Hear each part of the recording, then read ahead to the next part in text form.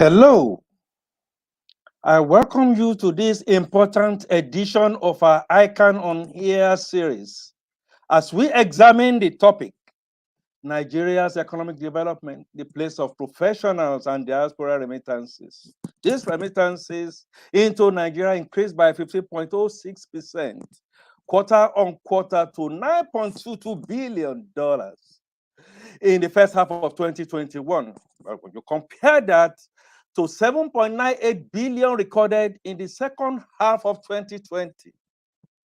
That number represents a marginal 2.2% increase compared to 9.02 billion recorded in the corresponding period of 2020. While awaiting authenticated numbers for year-end 2021 and year-to-date 2022, pundits predict that Nigeria's inflow is yet to reach its pre-pandemic levels. However, they also say that it is beginning to show signs of upward movements. I have to also recognize that the diaspora remittances has continued to support the Nigeria's current account balances, which has been on a net deficit since the first quarter of 2021. Now joining on our question and answer guest segment to share practical insights and give advice on this subject is Mrs. Ibironke Adeagbo FCA. Mrs. Adeagbo was recently awarded for being one of the 8 Black and ethnic minority women in the UK that has professionally broken the glass ceiling. She's a philanthropist and the CEO and founder of IA Foundation, a UK organization set up to socially invest in Nigeria's out-of-school children to ensure that they are equipped with the right skills to reduce poverty, security challenges, and increase social mobility in Nigeria. More on an esteemed guest shortly. Also, in this segment of the program, we'll be showing you a bit of tidbits information on an ICAN diary, our advert information also. Please, I'd like you to stay tuned, stay connected. We shall be back with you very shortly.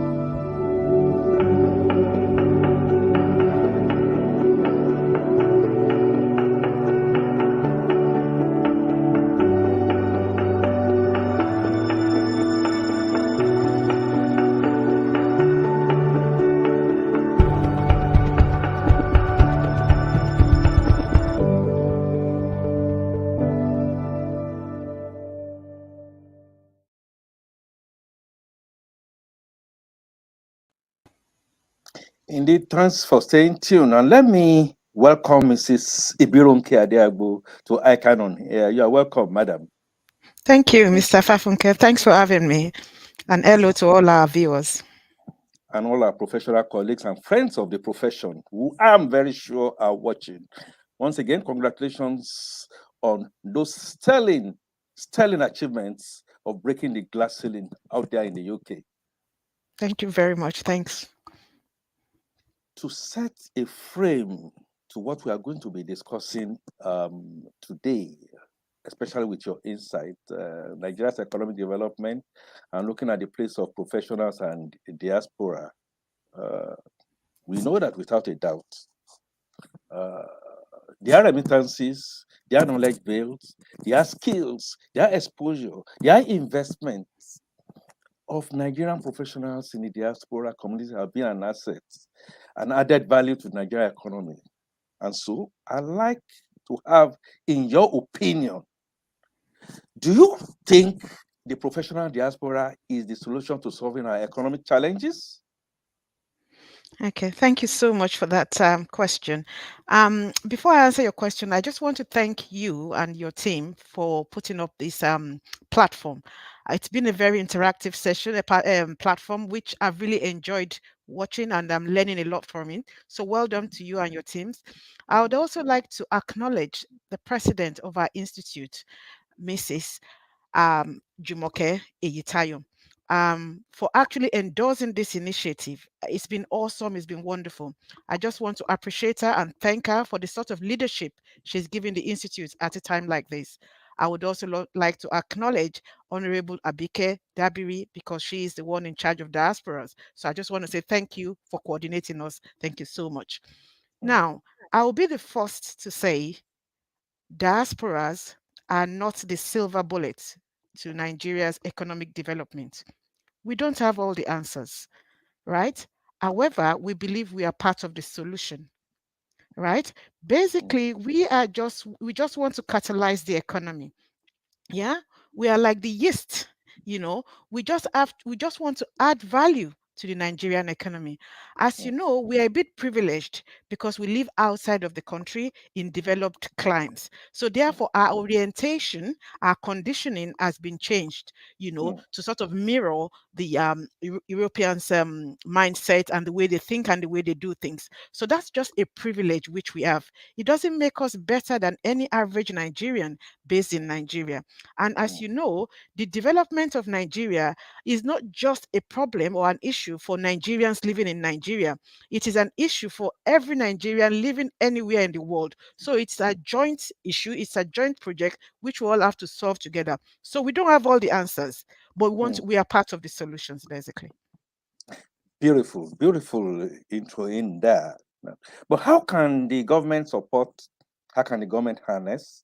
How can the government guide our partner with the professional diaspora to make bigger and well coordinated impact to advance the economic development of this country?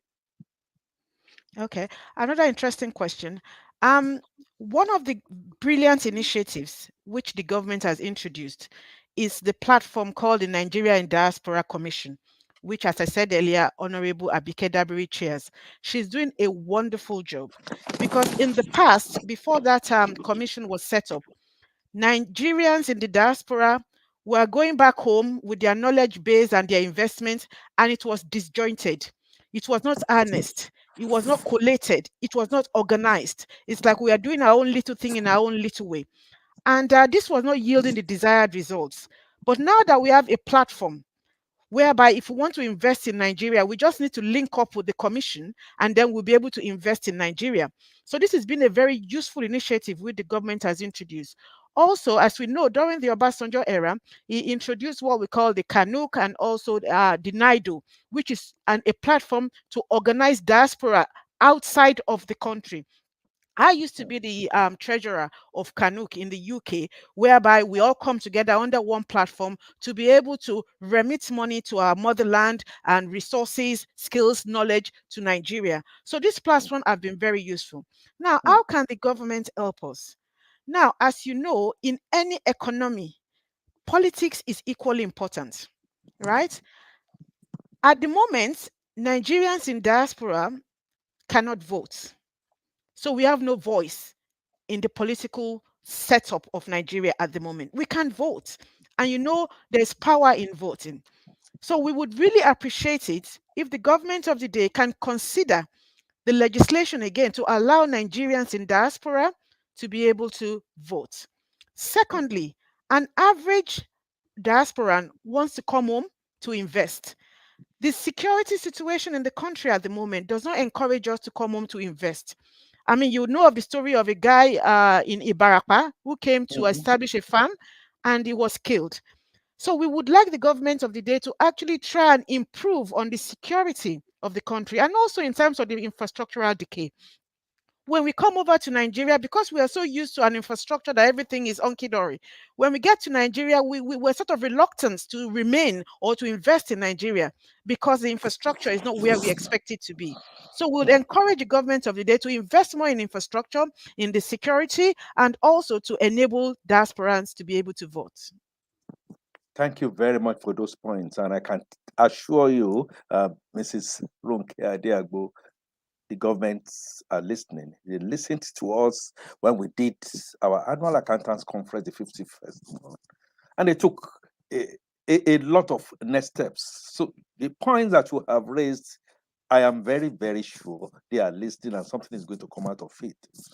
You know that last month, the President of the Federal Republic of Nigeria, President Muhammadu Buhari, in collaboration with Nigerian in Diaspora Commission, and that is the NITCOM under Mrs.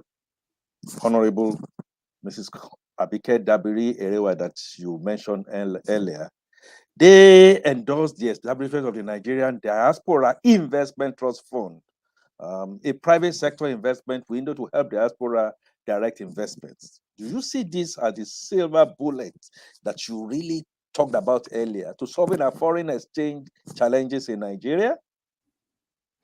It's a step in the right direction because, as you know, some of the Nigerians in diaspora, some of them were born here, some of them have never been to Nigeria, but they know that they originate from Nigeria and they want to go back and invest and improve the country. However, coming to Nigeria, not knowing your way around becomes very difficult. And we are very apprehensive that, you know what, we can't trust an average Nigerian. They just want to go out there and milk you. You know, we have the likes of the 419s. We've got lots of Nigerians who've come over to buy properties and, you know, they've been squandered of their money. So we are like, we don't know who to trust, who to rely on.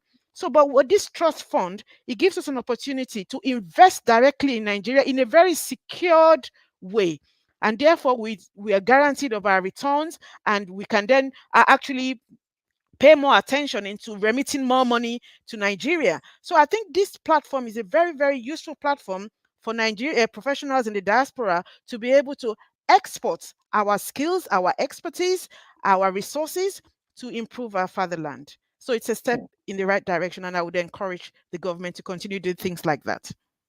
Beautiful point, Mrs. Adeagbo. Now, with Britain out of the European Union, do you see this as an opportunity to increase the bilateral trade relationship between Nigeria and the UK, and how can the diaspora help? Absolutely. I see the UK coming out of EU as a blessing for Nigeria. Because I don't know if you remember, sometimes last year, President Buhari came over to the UK because our Prime Minister Boris was having a conference of African countries whereby they can actually invest, because now that the European Union is out of the picture, more or less. So I see it as a brilliant opportunity for bilateral trade. However, the challenge for Nigeria is that this is now an opportunity to pull our socks up, to make sure infrastructurally we are ready. At the moment, our population, we should see it as a blessing, but it doesn't seem like our population is a blessing. Now, if people want to outsource business processing units, they send it all the way to India, because you know India has got awesome population, 1.4 billion, right? Hmm. So all these call centers is being contracted out to the likes of India. Now, we speak English as well, and we speak very good English because an average Nigerian is very cerebral. I don't see any reason why all those contracts cannot come to Nigeria. But the only thing that is deterring that is the lack of our infrastructural decay, right? And the energy issues we have in Nigeria in terms of electricity and things like that, the cost of doing business, right? If the government can actually improve on that, this will enable UK businesses to actually transfer their businesses to Nigeria, because one of the beauty of Nigeria again is that we've got cheap labor. And like any business person would need cheap labor to maximize their profits. So therefore, we've got that in abundance. So, but if we just can tick that box of infrastructural improvement, then you will see investors coming over to Nigeria. I used to be on the British Safety Council board, and I was instrumental to trying to get them to actually come to Nigeria to actually invest. However, we were almost signing on the dotted line for them to actually start doing business in Nigeria, and then loads of expatriates were kidnapped. And I was told at the board that sorry, we cannot actually operate in Nigeria because the risk is too high. Now I was very disappointed. Now, the government, if the government actually secured the country and we don't have issues like that, we will have business coming into the country. So I would appeal to the government of the day to maximize this opportunity of the UK coming out of the EU to increase the bilateral trade between the two countries, and we should make sure we are fit for purpose to be able to do that. Excellent point. Thanks for making it so poignant. But Mrs. Adeagbo, the diaspora has been accused, well, rightly or wrongly, sometimes it's the perception, and sometimes perception becomes reality. Been accused of wrongly, rightly jumping ship when the going was tough. So why should Nigerians take them seriously as patriotic Nigerians when they have chosen to condemn themselves as fair weather friends to Nigeria? That's a beautiful question, I must say. As you would appreciate, in Nigeria at the moment, the rate at which we produce jobs is not the same rate at which we release graduates. We release more graduates than the jobs. So therefore, we have a high level of unemployment. Therefore, if you have high level of unemployment, the only way out is to seek greener pastures elsewhere, right? To be able to get jobs there, develop yourself, and then transfer those skills and knowledge and resources back to your country to develop your country. And also, whilst you are abroad, you are actually investing in your own family. You are socially developing Nigeria because you're sending money home to develop your family to make sure they can cater for themselves and things like that. So yes, it's seen as jumping ship. But again, our investment is not that we go abroad and we forget about our country. We go there and we remit money, take care of our family. We provide the safety nets for our families. So I would not see it as a disadvantage. It's just that there's not enough jobs to employ every one of us that go to university in Nigeria. So I see it as a get out of jail free and a way to mitigate the unemployment challenges we have in Nigeria. Quite right there. You'll be right on point if we zone this around you, Mrs. Adeagbo, because I see you are one of the few Nigerians that, like we said, broke the glass ceiling in Britain. But while living abroad, you are socially investing in Nigeria by helping to reduce the number of out-of-school children in Nigeria through your foundation. May I ask you, why does that bother you? And why are you so passionate about this issue? Okay, thank you so much. From my profile, you'll see that I work predominantly in the education sector in the UK. And in the UK, they have zero tolerance for out of school children, basically. They call them NEET here, not in education, employment, or training. They have zero tolerance for it. Therefore, the funding methodology, I work as a finance director in the education sector. Therefore, the way the government have fashioned the funding methodology is that if you want to get your funding from the government, you're going to be funded per student, right? And not just bumps on seats. Those students must achieve, that is, they should pass very well. That means you've impacted knowledge. And secondly, their attendance is equally important and their punctuality. So there are four issues involved in the funding methodology. So naturally, as an accountant, I want to maximize the revenue we're going to get from the government for my institution. So I have a responsibility to make sure children actually attend school. So I make sure I tell my senior leadership team that, it's not just about bumps on seats. They need to attend school regularly and they need to achieve. Therefore, when I come to Nigeria, I see during the daytime when children are meant to be in school, I see them on the street roaming around. And when I come back to the UK, I'm busy trying to make sure an average British child actually goes to school because we need to get the revenue from the government. And I felt it was a bit hypocritical of me because no matter how I call myself British, I am first a Nigerian. And I tell people when I meet them at work, When I introduce myself, I first tell them I'm a Nigerian. And now it's in the media that Nigeria has one of the greatest number of out of school children. And I come to the UK and I'm trying to say, you know what, children need to go to school. I thought it was hypocritical that look, charity begins from home. Go and try and make sure you reduce the number of out of school children in your own country before you start trying to reduce the number of out of school children in the UK. So I felt as if I needed to do something about this. But there was this particular day I was on Third Mainland Bridge. This was about 11 a.m. And there was a 7-year-old boy who was trying to sell me handkerchief.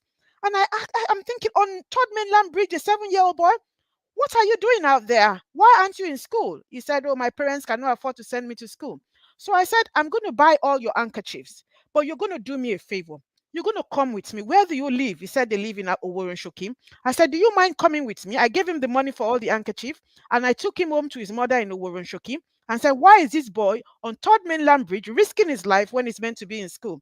Naturally, again, it's poverty. So I said, okay, if I decide to pay for his school fees, will you allow him to go to school? And they agreed. And I thought, hang on, I can do this for more students. And that's how the foundation started. And now we've actually sponsored lots of children, thereby reducing the number of out of school children in Nigeria. Our advocacy as well has got a ripple effect already. Even the Lagos State governor last week was going on the street, picking up kids from the streets. So I'm really, really very proud of what the foundation is doing. And I would encourage every diaspora out there to have a pet project to help to socially invest in Nigeria, because we have no other country we're going to call our own. We only have that one country. So let's invest in that country socially and economically. I must add that I am also very proud of you as a professional, and the Institute of Chartered Accountants of Nigeria is really proud of you, Madam Ronke Adeagbo, for what you have started. And just in case you are just tuning in, this is ICAN on Air. Today, I'm fielding questions on Nigeria's economic development and looking at the place of professionals and diasporal remittances with our Mrs. Ronke Adeagbo FCA. Please, let's have your questions that you may have. Please type them in. We'll take care of them. I like to acknowledge Mr. Abel Igodon saying, who is chorusing and making this point that diaspora remittance is key to the development of infrastructure. We must cut superb, we must cut, yes, we must cut superb professionals like you to leverage the benefits of diaspora remittance. Thank you very much for that. And now I ask you, Madam Ronke, given what you've started to do practically, how can you encourage more young women to follow your footsteps? And how can the imaginary concrete ceiling be broken for Nigerian women in the diaspora? Okay, thank you so much. But before I answer that question, I'd like to thank my institute, the Institute of Chartered Accountants of Nigeria, for equipping me with the skill set that has enabled me to excel in the UK. Being a chartered accountant is not an easy thing. It's not about debit and credit. It's about you being able to uphold the ethos and ethics of the profession. And this is what ICANN has instilled in me. So anyone that sees me now, what they see first is integrity, because this is what ICANN has imbibed in me. And I'm eternally grateful for what ICANN has done to me. Now, having those skills as a chartered accountant and taking responsibility for upholding the ethics of the profession. When I go out there, the way I conduct myself, it's with integrity, it's with credibility. So with that, that opens doors for people to be able to want to engage with you. So that is absolutely critical. Your integrity is important. Now, I will be the first to say we do have accountants who haven't got integrity, but I hope they are very few and far between. But I will encourage any young woman to actually ensure that integrity is their watchword. Also, you need to be able to develop yourself. You need to be very aspirational. Even if you have the professional qualification, you still need to continuously develop yourself. The same way ICAN is encouraging us to continuously develop ourselves, we have to continuously develop ourselves. Now, without a doubt, women tend to be discriminated against because people think, you know what, all our education should end in the kitchen. But you need to work twice as hard, even more than a man, to be able to demonstrate that, what a man can do, a woman can do. I remember when I was growing up and I was in university, my father wasn't very keen to send me to university. He preferred to send my brothers to university. And he said it's because I'm going to get married and I'll end up in the kitchen. And you know what I did? When I eventually got through university, thanks to my mom, I actually had 3 professional qualifications, right? So ICAN, ACCA, SIPFA. And when I got those qualifications, I took those certificates to my father and said to him, what a man can do, what a man can do, a woman can do as well. So I want to encourage young women to show integrity, to be hardworking, and believe in to be aspirational and believe in themselves. Self-confidence is important. Be resilient because people will push you down. People will tell you you shouldn't be hard. You understand? You need to demonstrate that you've got what it takes to be hard. And you need to actually be a billboard for other professionals because when they see the way you conduct yourself, they will have confidence in you as a person, irrespective of the fact that you're a woman. One of the challenges I have in the UK, and I like to see it as a challenge, although it's a nice problem, is that I get people coming to me, organizations coming to me that they want me to be on their board. And the only reason why I think they want me to be on their board is because I tick so many boxes for them. So I'm a woman for starters because they want their board to be diverse. I'm a woman from Black and ethnic minority because very few Black and ethnic minority women put themselves forward, right? I work in the education sector, which is very attractive to them, right? Because of all this, they come after me. And even when I want to come off their boards, they don't allow me to come off their boards. I would like to encourage every woman to actually emulate this. Show integrity in everything you do. Don't compromise that for anything. You cannot buy your integrity once you've put your once your integrity has come into disrepute. Please uphold it with your life. It is the only thing you have as an accountant. So this would be my words for any woman that wants to aspire and break the glass ceiling or the concrete ceiling now. Beautiful point, and you just giving a feel to Swan. We say up Swan, the Society of Women Up, Accountants of Swan. Nigeria. I don't know. Of course, Madam Ronke Adeagbo, the truth of the matter is that our motto as ICAN, starting from when we begin to write exams, we begin our tutelage, integrity, accuracy, and I'm very happy that that is working out for you. Mr. Olusoju Sasonlu is asking that, barring all the limiting factors, what is in your own take moving Nigeria forward to the next level in the Committee of the Developed Nations of the World? What will be your take to move Nigeria forward to the next level in the Committee of Developed Nations of the World? Okay, good question. Now, it's all about leadership. It's all about vision. It's all about your compassion for your country. So you need to be compassionate about your country. You need to have the vision. If we get the leadership wrong, then we would not have any clout in the Committee of Nations. The other thing I'll also say is for those of us in diaspora, we should see ourselves as billboards for Nigeria. We should showcase Nigeria at every opportunity we have. There's no point you going out there and pretending as if you are British. You will never be British, no matter where you are born or whatever the passport you carry. You are Nigerian to the core, right? So therefore, be a billboard for your country, Nigeria.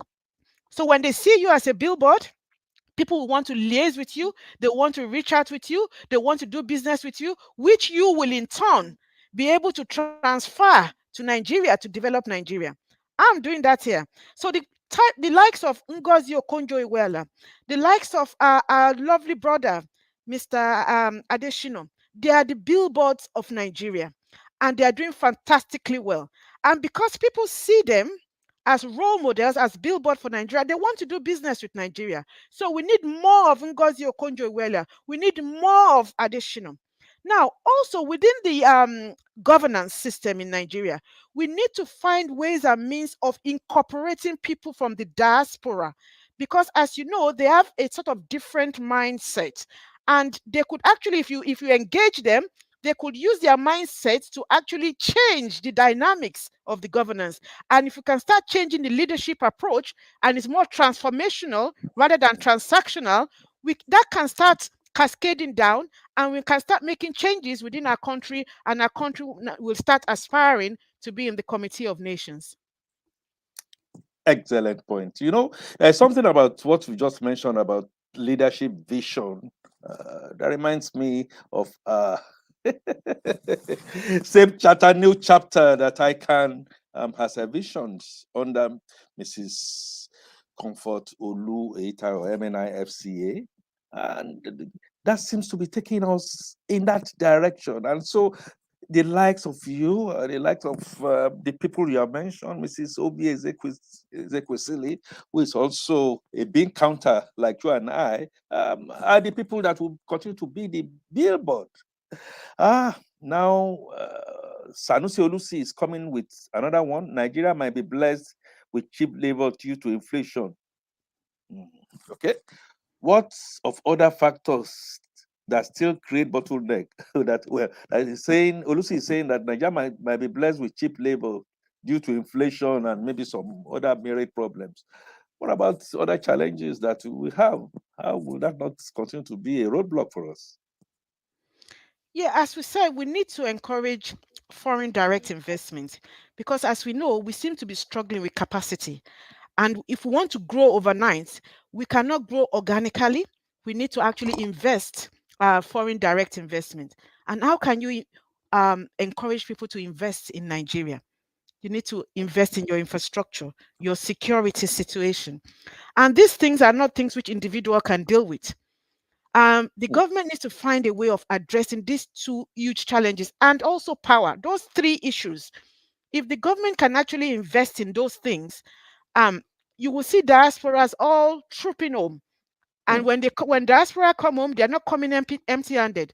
They are coming with their resources, and that can only inject more capacity within the Nigerian sector. So let's invest in these things. I'm very impressed in what is happening in transport. The train system, Ibadan Express Road, very, very impressive. We want to see more of that. And if the government needs resources to be able to do this, the diaspora can actually create an investment bond.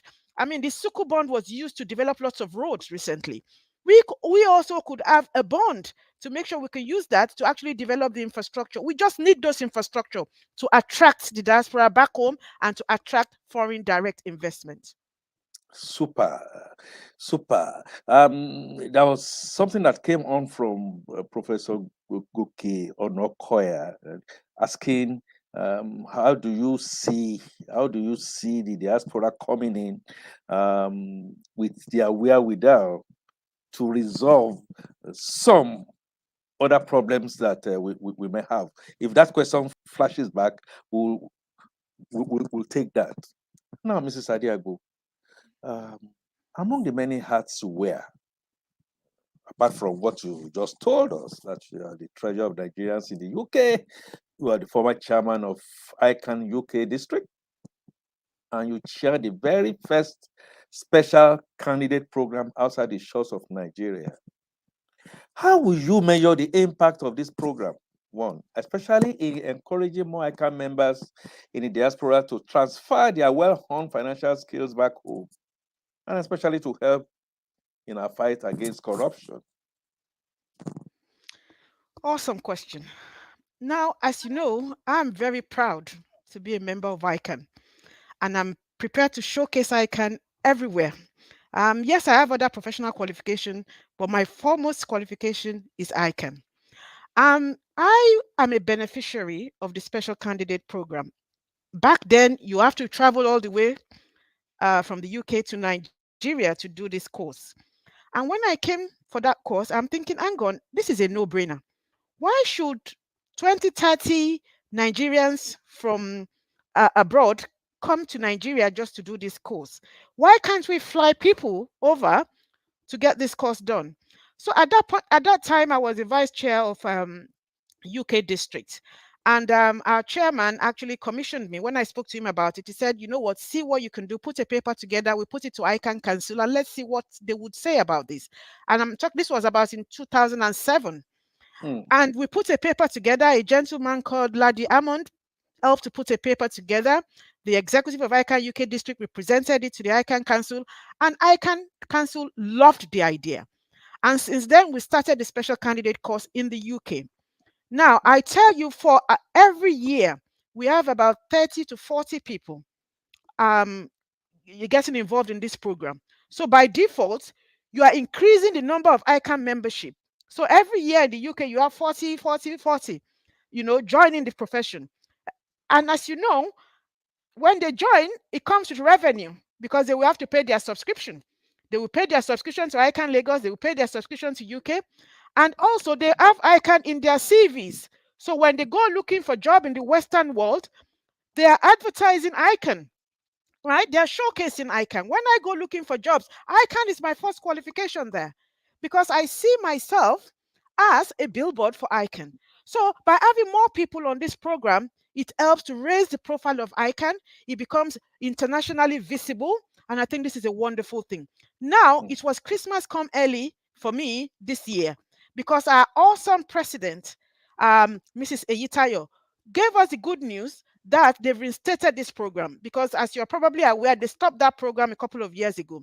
Now that program has been reinstated, and now people are rushing to want to register for that program.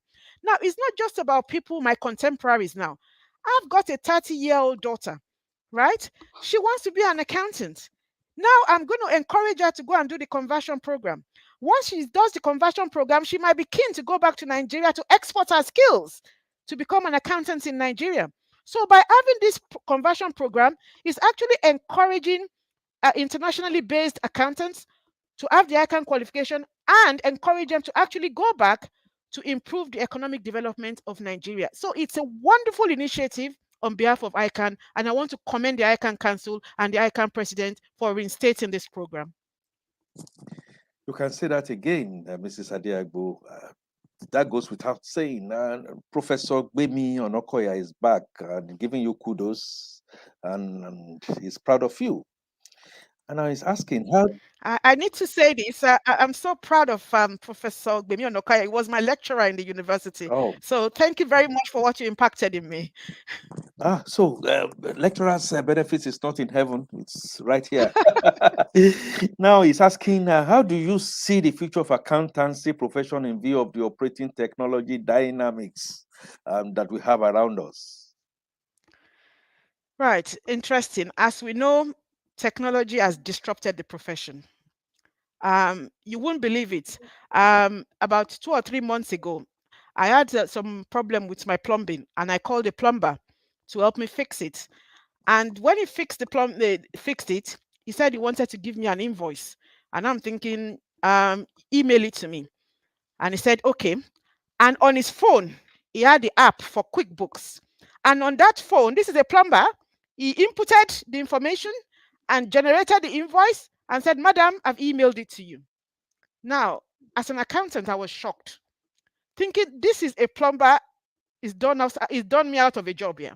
Because more or less, a plumber is now his own bookkeeper. He doesn't need an accountant.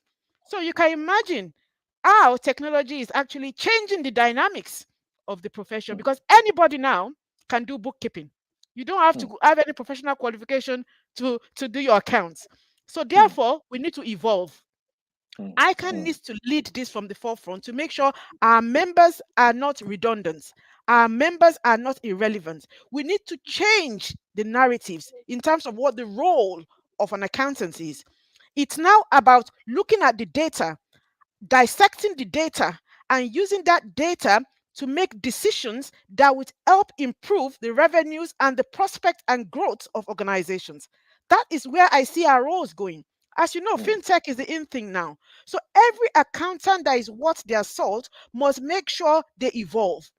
They learn the new technologies. They are continuously developing themselves to make sure they remain relevant. Otherwise, as I said, the plumber will take over your role. So please, please, please, I appeal to you, my colleagues, Please evolve. Latch on to technology. It's the way La- forward.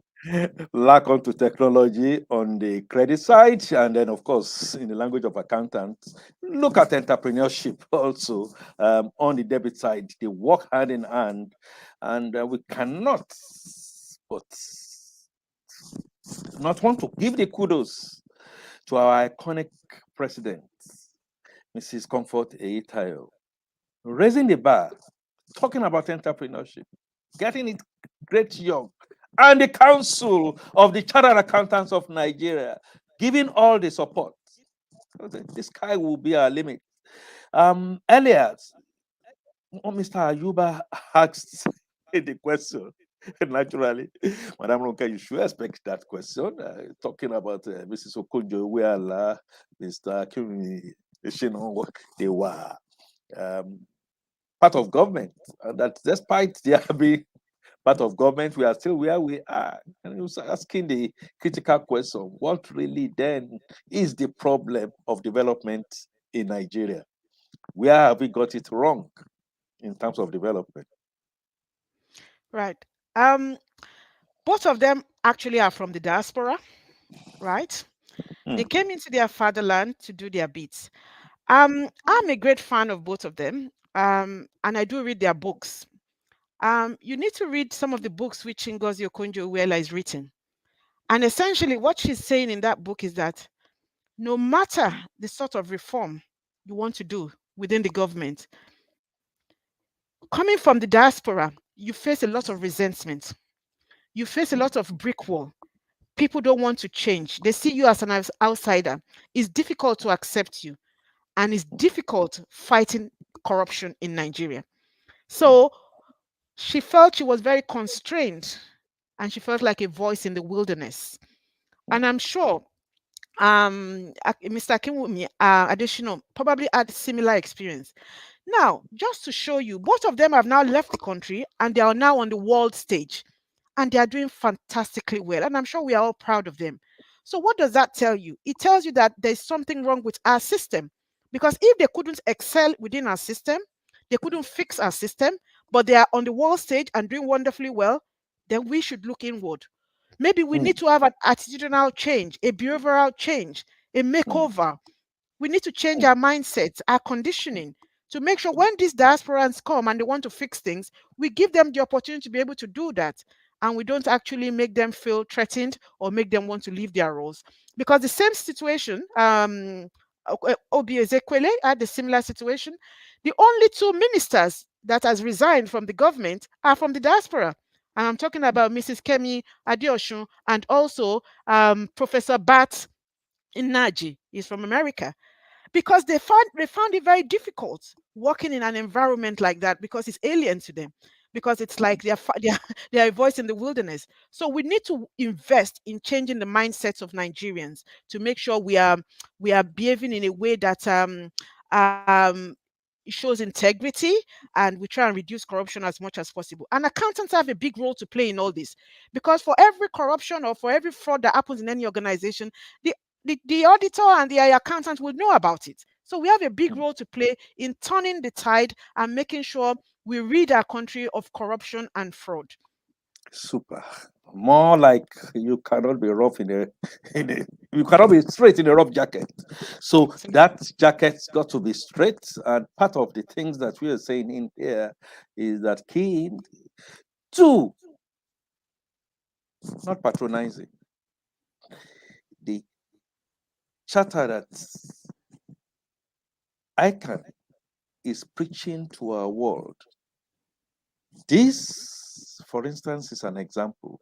We share knowledge, ICAN on air, and under an iconic lady, Mrs. Comfort Itayo, we say the sky will continue to be our limit.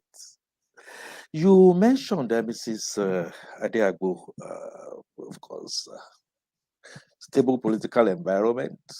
We need to look at how diaspora should be enabled by voting in 2023 elections. How can the diaspora participate and help improve the governance in Nigeria, especially help the political economy? and the emergence of the transformational leaders that you have just given to us today. Okay. Um, whether we like it or not, as accountants, we tend to see politics as a dirty word. It's not a dirty word because if you want to change anything, you need to be involved with the politics. Therefore, accountants need to put themselves forward. Diasporans need to put themselves forward for public office.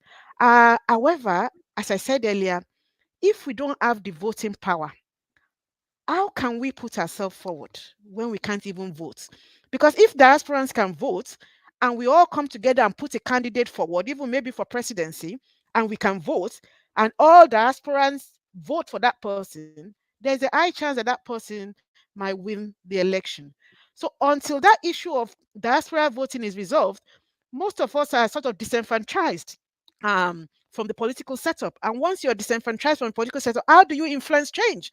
Because you can only influence change through politics. Because without that, there's no way you can influence change. So most diasporans that are even coming home to come and participate in politics, when they even come, it's very, very difficult initially for them because they treat them as an outcast. It's like we've been here and you are now coming from nowhere and you now want to jump the queue, and they won't allow them. So it's always very difficult and tricky for us. Some of us sell our property here to get involved in politics just because we want our country to have good leadership.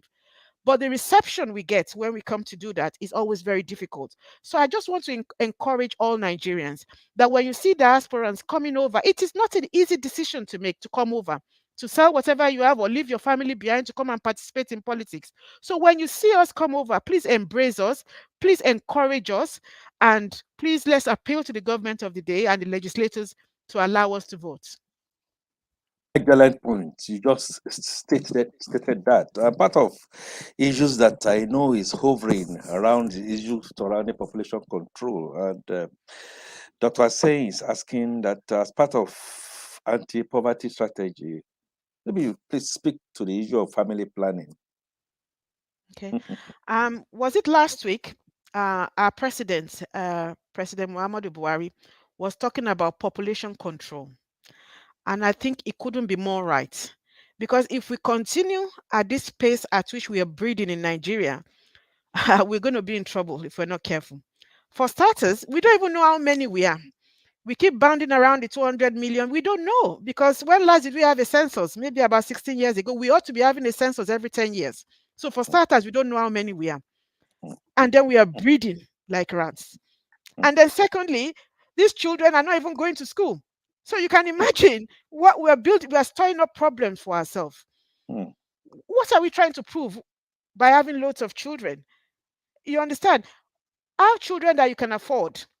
If you can only afford two, have two. If you can afford more than that, yeah, by all means. But let's remember that the country's infrastructure is not moving at the same pace at which we are breeding in Nigeria. So we need to super. checkmate ourselves and caution ourselves and make sure the fact that we go to bed at night doesn't mean we don't go straight to sleep. We should learn to go straight to sleep when we go to bed. Oh, yes, we go straight to bed. We then begin to dream greater dreams for the country. Exactly what we are doing. I like to, time is not a friend. So let me just bring this in that you spoke about infrastructure, and of course, naturally, you spoke about insecurity. It has affected the economic adversely, especially foreign direct investments. Maybe in 2, 3 seconds. Okay, maybe 1 minute. How can the diaspora help with the security challenges Nigeria is facing at the moment? To help facilitate FDI and essentially create more jobs to aid the value chain. Yeah, I think I spoke about that earlier. We just need to create, the government needs to create the enabling environment. If we can create the enabling environment, the FDIs will be coming in, will be trooping in. So let's have the enabling environment and everything will fall in place. Now, without a doubt, as I said earlier, the government is moving in the right direction in terms of infrastructure, but it's not enough. We need to double up on the resources we are putting towards infrastructure. We really, really need to pull our socks up so that we can encourage foreign direct investment in the country. That would help our unemployment, because when you have businesses coming in, they need to employ people. So that we employ our unemployed youth. We've got a teeming population of young people. We need them to be reasonably engaged. So it's only by bringing in foreign direct investment that these young people will be reasonably engaged and they will not get involved in criminalities like Yahoo and ritual killing and things like that. Super point. And I want to end this segment. And may we have your last word to us on this very important subject, Mr. Adeagbo? Yes. Diasporans are part of the solution to the Nigerian challenges. We need to encourage diasporans to come home to transfer their skills, their knowledge, their resources. Remittances should not be just money. Our knowledge is also equally important. Encouraging foreign investment, using us as a conduit to attract foreign investment is equally important. And as the saying goes, home sweet home. One day we all want to come back home and we would want to come along with our investment to make our country a better place. If we want to come back to Nigeria, we want to make sure Nigeria is a better place. It's of the same standard in which we are living. So we want to do that. We want the enabling environment and we want Nigerians to embrace us, support us, encourage us to come back home. Fantastic point, Mrs. Adeagbo. Thank you very much for such a scintillating moment with you. And I would like to also thank our online participants. We go on a short break. We are going to be back with you shortly. Please don't go away.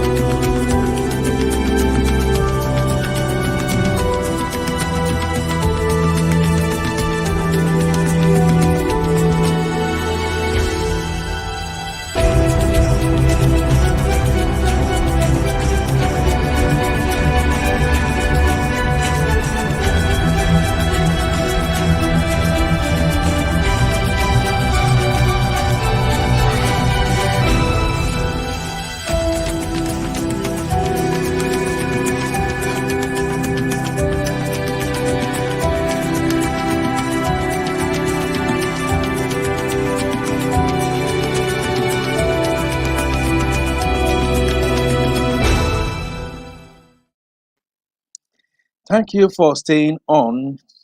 Had a scintillating moment with Mrs. Ronke Adeagbo, looking at Nigeria's economic development and the place of diaspora, professional remittances.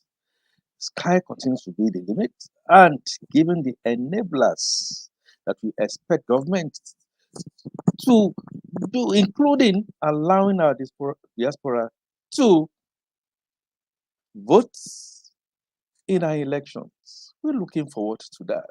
I have a brief announcement that the Institute of Chartered Accountants 52nd Annual Accountants Conference is scheduled for the 10th to 14th of October 2022. Just giving you a heads up on that. Please mark your diary. More announcements will be coming on that as we move on.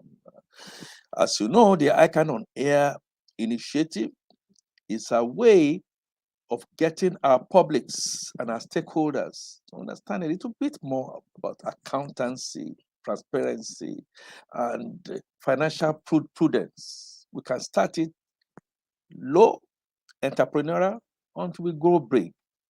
So we are going to have our next episode of this program. It's going to be on Thursday, February the 10th, year 2022. It will still be at 6 p.m. West African time on all ICAN social media channels, YouTube, Facebook. We're going to be streaming live.